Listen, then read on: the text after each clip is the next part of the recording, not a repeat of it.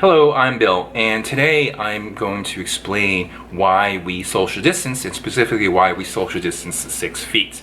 To explain that, I am actually going to talk about respiratory droplets as well as respiratory dispersion and respiratory clouds. So what does this all mean? So the big idea is we are asked to social distance or physical distance 6 feet apart from other individuals or other people. And the reason behind that is because the respiratory droplets that we generate could potentially travel 6 feet under normal circumstances. And so that's the reason, one of the big reasons why we social distance is to minimize those the potential respiratory droplets coming into contact with us. Okay, and that also leads to why we wear face masks. It's really to protect other people. All right, so let's get into it. So respiratory droplets. So what are they? So they are they're droplets or moisture that's created whenever I exhale. So there's an event. So let's say I'm talking, I'm laughing, singing, coughing, sneezing. Those are all respiratory events, and that create droplets. And a highly visible one, for example, is as a sneeze. You can definitely see those droplets, and they're large, or they can be really large. But most of the time, when I'm just normally breathing, they're microscopic. And even as I'm breathing right now, I'm generating respiratory droplets, and even though I can't see them. So a good way to visualize this is, let's say if you are in a very cold environment, and it's wintertime, and you go outside, and you're going for a walk, through snow-covered landscape, and you can see your breath. And the reason why you can see your breath is because the moisture that we're creating, or you're creating, is is made visible because it's being condensed by the cold air. So that's actually constantly happening when we're walking around and breathing. We're constantly exhaling moisture. So those are respiratory droplets, even though they're microscopic and we can't see them. And so, again, highly visible is when we sneeze. So what does that mean in the context of social distancing? Well, if that's constantly happening, how far do those respiratory droplets travel under normal circumstances? Well, the idea is that they could travel up to 6 feet. There's variation, of course. There's definitely variation because of environmental circumstances.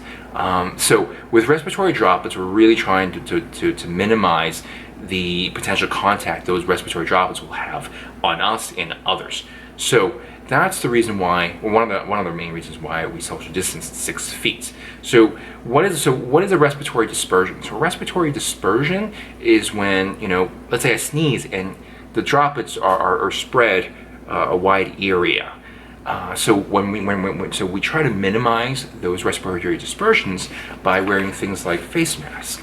And so the more covered you are, the less likely the dispersion will spread, or your droplets will be dispersed, especially if there's a respiratory event like coughing or sneezing.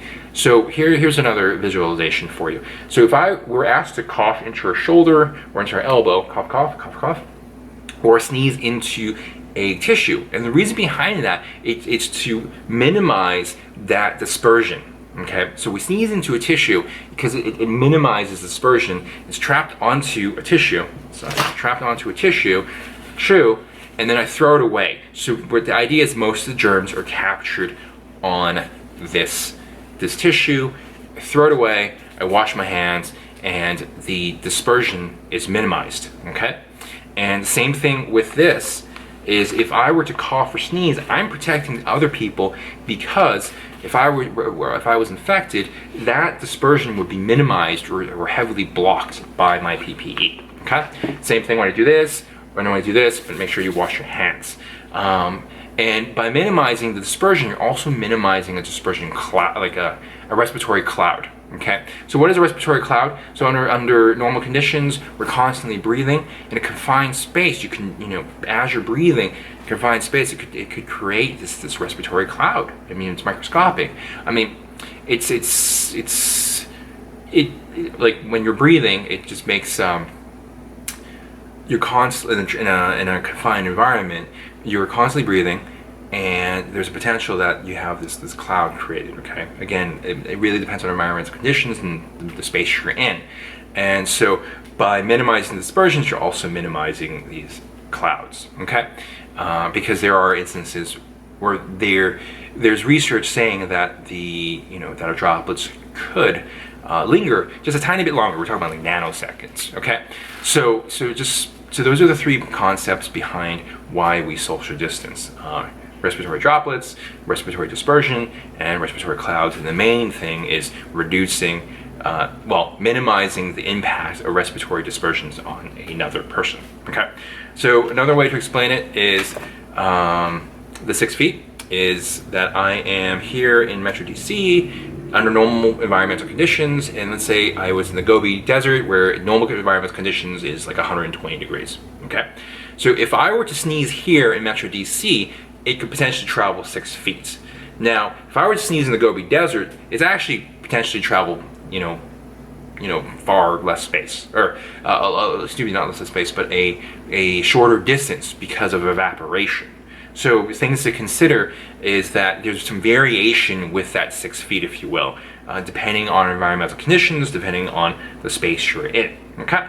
Now that's the main reason why we have, or one of the main reasons, not the only main reason, of course, but one of the reasons why we're asked to social distance 6 feet, and we're asked to wear these. But the combination of two is hopefully minimizing, one, those dispersions, and then two, that contact with those dispersions. Okay. That's the idea behind the social distancing, and what respiratory droplets are, respiratory dispersions, and respiratory clouds. Okay, thank you for your time, and if feel free to comment. And I have a video actually to how to make one of these disposable face mask shells. Okay, and you could click on that to go see how to make your very own face mask shell, which adds even greater protection to your existing do-it-yourself PPE. Thanks for watching, and be safe.